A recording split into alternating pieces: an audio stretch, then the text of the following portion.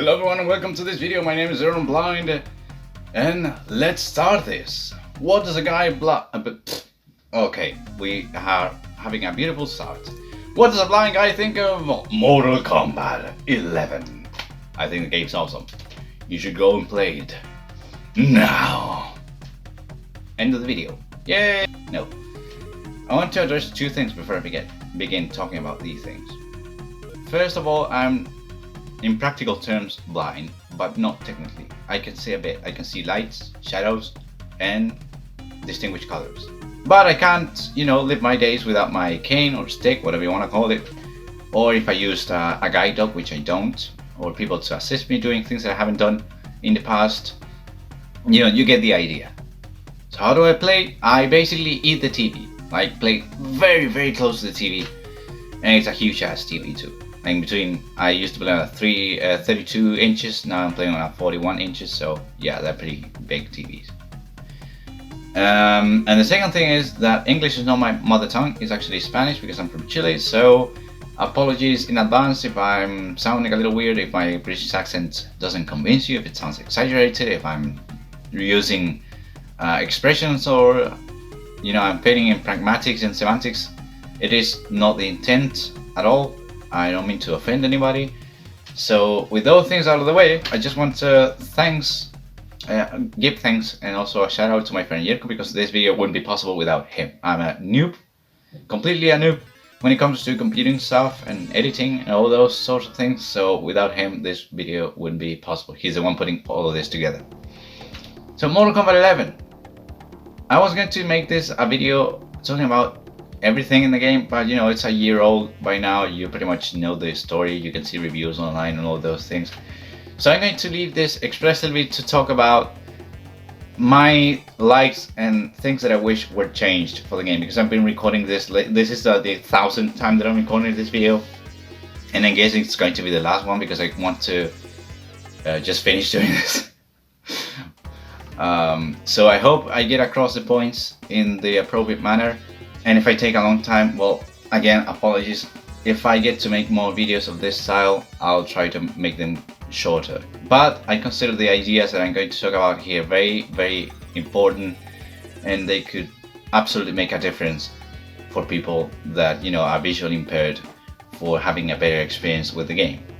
Because in general things, I love the game. I love it a lot. I like the story mode, I like the action bits, I like the calm bits, like Jackie's chapter when they're looking for Shang Tsung's island.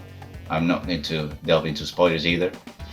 I'm gonna try to do this at least as possible, talking about spoilers and all that. I love the playability. There's some things here and there that might not be my favorites, but that is, a sentiment shared amongst the community. The archetypes of characters. We got zoners here and there, Jade, Cetrion, Scarlet, which could be a pain in the butt.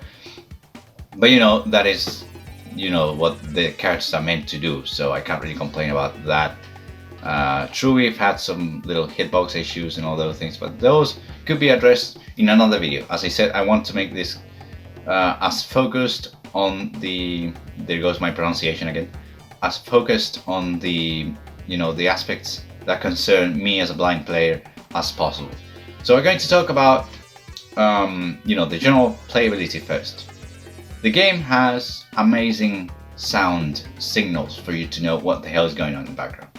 We started MK9, NetherRealm started MK9 doing the little audio design that they didn't really, or either for resources or whatever reason, the audio wasn't the best. If you were in the right side, either you were at the middle of the screen, or even if you were at the other side of the stage, you kind of sounded the same. That was corrected in Injustice 1 and improved upon, so now we have a huge sense of placement on the stage, so I'm really thankful for that. If you're using headphones or even the TV, you get to know where you are.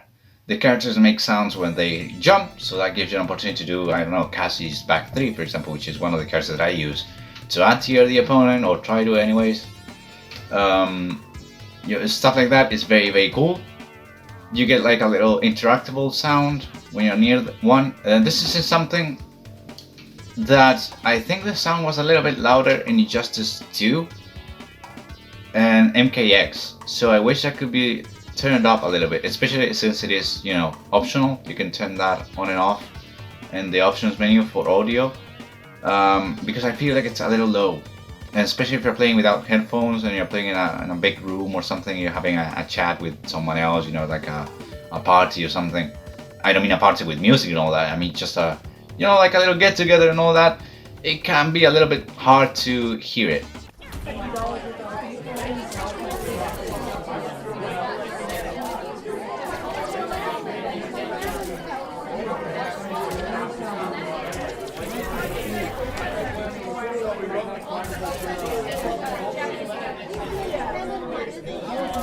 So I wish that was changed a bit. The volume turned up a little. You get a sound when the offensive and defensive gauges refill, which is very nice. It is different from one another. The one from the offensive bar is a little bit, you know, like a softer sound, and the other kind of heavier. Like, I don't know, maybe this is the offensive bar. You get a sound like this, and then the defensive bar is like a little bit more heavy. Like, it's an exaggeration, but you get the point. So you can actually see them here on a bit of a practice mode that I recorded with Cassie and Jackie, and overall in the gameplay that I'm showing in the background, thanks to my buddy's help. So that's very nice. You also get a bit of an audio hint when you're 30% health or lower, which is very nice. It's a very clear sign. I'm actually repeating it here on the practice mode thingy that I'm resetting everything so that you guys can hear it. It's very strong, very loud. I love it because it gives you a clue about your health and also, you know, the opponents, which is very important to keep in mind too. You have another indicator which was introduced in MKX when you reach 5% health. So that's very cool as well. It gives you a hint, you know, I should be probably trying to chip the opponent out and do a multi-hitting move or throw the opponent. And that's very cool. So I love the sound things. I just wish the one for the interactions was a bit louder, as I said, especially since it is optional. The ones in the offensive meter and the defensive meter are not that huge, not that big of a deal, because you can actually, at least in the PS4 version, you can make the sound come out of your controller, so you turn up the volume on the controller, and you can hear that. Maybe I wish it was a little bit louder, but I guess it is fine as it is. If you turn down the music volume just a bit, you might be able to hear it no problem. If you are having trouble, you know, just with the volumes on default and all that. One thing that I'm concerned though, and I wish it was changed. Again, I'm no programming guy. I don't exactly know how these things work, so some of the things that I might be proposing or asking in this video might not be possible for the MK11 game, but maybe possible for the next NetherRealm fighting games title. So I'd be pleased if they, you know, somehow got to their ears. So I'm going to ask you guys very quickly to please share the video. It would mean a lot to me, and you could make these you know, gaming experiences just a bit more accessible. Which again, MK11 is fantastically accessible, but I wish it was improved upon a bit. Here's the thing, when the opponent is blocking, except for, I can think of Kitana for example, a specific example, you get like a little sound with her, you know, her fans moving in order for her to block. Well, I guess that's what's happening. You don't get that with every character, and I recorded a bit of Injustice 1 here, when you can actually see that the guys are moving, you know, crouch blocking and then standing up, and you can actually hear the noises that the movement provokes, and this is it.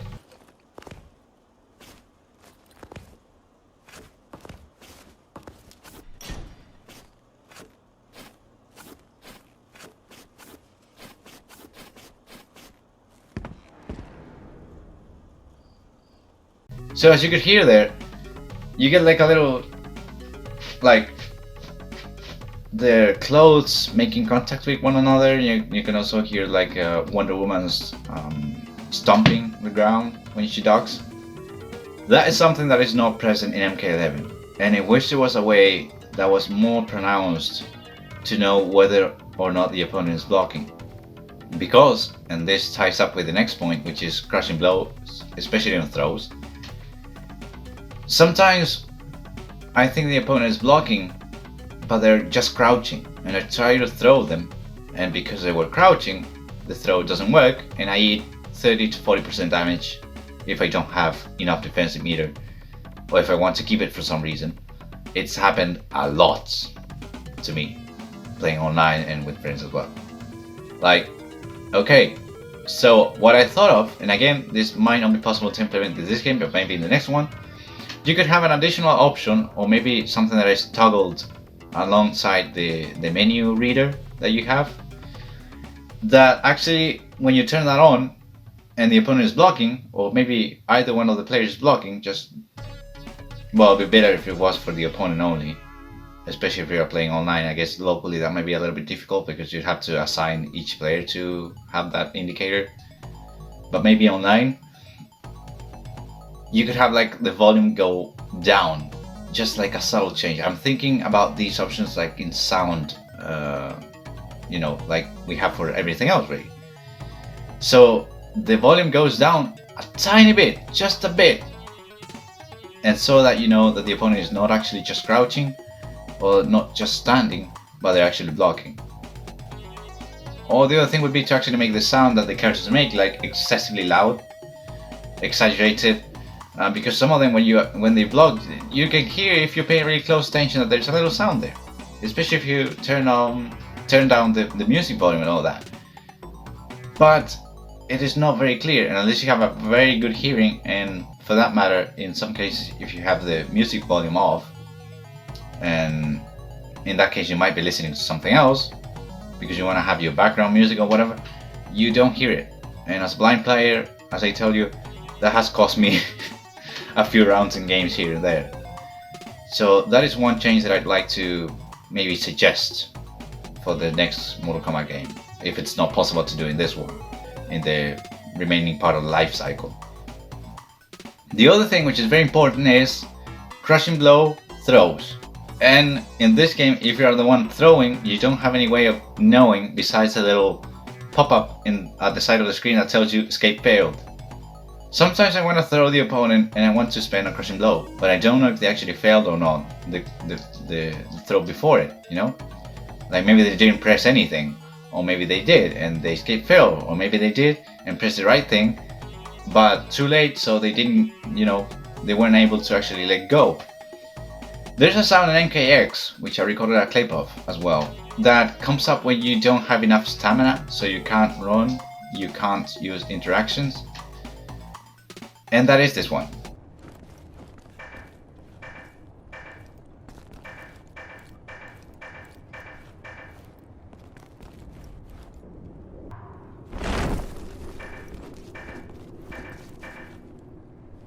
Because some characters have the crushing blow in the middle of the throw animation. Scorpion, Sub-Zero, Some have it at the end. Nightwolf, Sindel, Kotal Khan, like the 4th throw, I think. But if I'm playing Frost, which is one of the characters that I actually gravitated towards in the first part of the life cycle of the game, that means almost a year ago, the 4th throw crushing blow starts up immediately. So for some reason, if I didn't hold the throw button, or if I just did it because I was hesitating and I didn't really exactly know whether or not the opponent failed escape, and they actually did, I'd get, I'd have to do the thing again because I didn't spend that crushing blow, and in case they escape the next one, well, you get the idea, right? So you have to throw them again, hope that they failed escape, and then try to throw them again and get the crushing blow that way. And if you're on the opposing side, it's not very hard. You have a little sign or signal. I'm confusing these words, so apologies. I think it's signal, by the way. You have like a little hint. The controller vibrates a tiny bit. I wish it was a little bit stronger as well, the vibration there, but you get the idea that you actually failed to escape the throw. So that is good, I guess. But if you're the one throwing, and besides the little pop-up at the side of the screen, as I tell you, you don't have any way of knowing whether or not you did it successfully or not. or the opponent did it successfully or not, I should say. Well, if they did it, of course they take out, they let go. But if they didn't, I don't get like a sound that tells me that. And speaking about sounds and making a difference, the other thing that I wanted to talk about was frame data in practice mode. You have the tutorials, and they are very complete. I'm very glad that I actually had people there to read for me. I mean, there's plenty of tutorial videos online as well that tell you a lot of helpful tips. P&D, ketchup and mustard, you got True Underdog, you got Super's tutorial videos, and more people that actually do tutorials on fighting games and Mortal Kombat Injustice. So that is not a huge problem for understanding the basics. I mean, I'm totally grateful that they included that. If it's your first fighting game and for some reason you don't know any of the concepts and you're interested on them, you can definitely go to the tutorial and learn a few things, to improve your game plan and your gameplay. So I'm excited for that, to actually be a part of Injustice 2 and MK11. It's a very, very complete tutorial.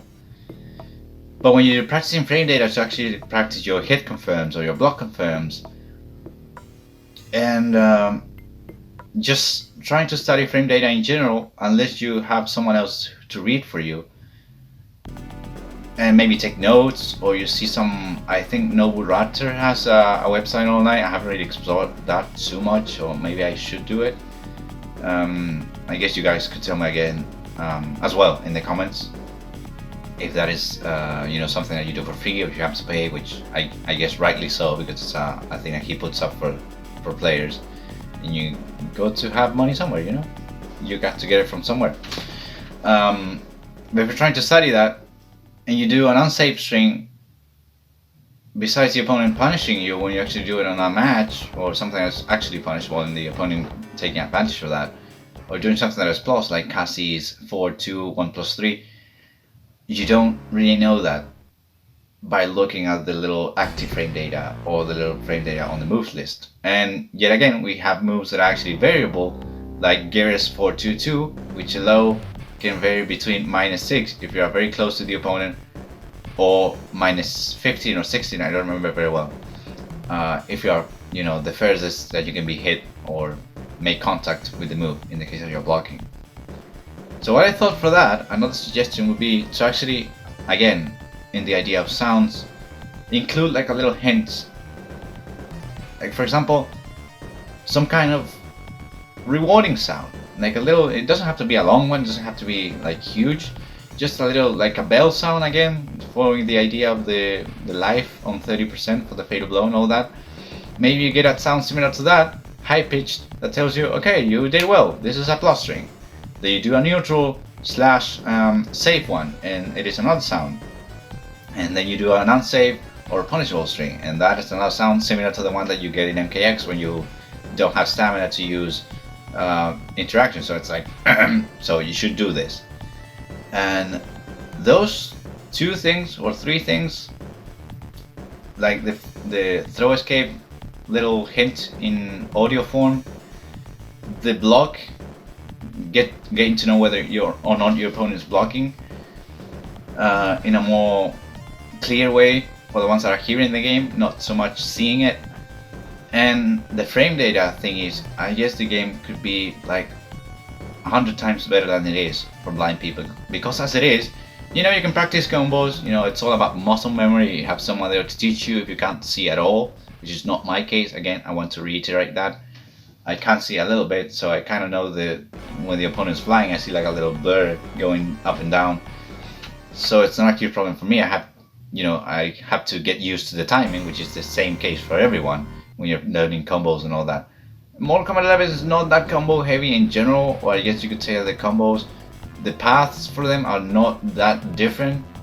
I can do Jackie's optimal combos in first round KO in the same way that I can do Cassie's Digital Soldiers basic combos, not the 100% optimal one. I haven't really dominated that one yet, but in general I can do combos in the game, and I can do them actually in MKX too. I have some videos here and there of me doing difficult combos, and just for the sake of it, not looking at the TV at all, and actually being able to perform them. So that's not a problem, at all for the people. It's part of the game. So with these things that I'm proposing, and hopefully you guys agree, and hopefully as well, again, please share the video. The people that are NetherRealm or just fighting games developers in general that are actually listening to this, I can make those things possible for the next installment if it's not possible to do it in the game that they have out right now through updates and all those things. So that has been it for me, guys. I'm pretty sure I didn't leave anything out. I hope I didn't. Again, I've been recording this for like 2 days and I haven't been able to get to the point in which I say, you know, this version is the definitive one because I've covered everything and I like it. So I hope I did. If I'm forgetting something, I'm going to rewatch the video and maybe point it out in some future thingy, maybe with some actual gameplay behind me playing or whatever. But that has been for this opinion and suggestion video about MK11. Again, huge thanks for watching this. Please, please, please, again, I can't stress this enough. Please share the video on social media with friends. Tag at Boone or whatever it is on Twitter. You guys that know more of those social media stuff than I do, because I'm pretty new, as I said, in general when it comes to things. Please do me that favor, and also all the ones that have you know, that know people that are blind and that actually want to play and they haven't really found a way of doing it because it's not very accessible. It's hard to do as well, but in these cases, like fighting games, I think it's not so much. It's not that difficult to make that leap forward and really make the game inclusive for those that have problems to their sight, to their vision. So if you like the video, please thumbs up, leave a comment. You know how YouTube is, lastly, so maybe you could hit me up on Instagram too. I'm Aaron Blindelicus, Aaron _ BLINDELICUS. You would tell me that you watched this video. I'll see if I leave my email address as well on the description of the video, so that you guys, if you're by any chance are developers or are close to people that know about these stuff, you know, can contact me and all that. So yeah, share the video. And I hope I did this well enough. If you're interested, I have some other games that I'd like to talk about. I was very disappointed with Star Wars Jedi Fallen Order, for example. I love Horizon Zero Dawn, The Last of Us, Uncharted series, GTA 5, Red Dead Redemption 2. Any of those games that I mentioned, God of War 4 too. I can definitely work on trying to make a video about this same topic, but you know, focused on those games. And without further else to say, I hope I did this right, and I hope my English was good enough too. I'll see you all, or hear you all I should say, in the next video. Goodbye, and thanks for watching, and thanks Jericho as well, again, for editing and all that. Goodbye!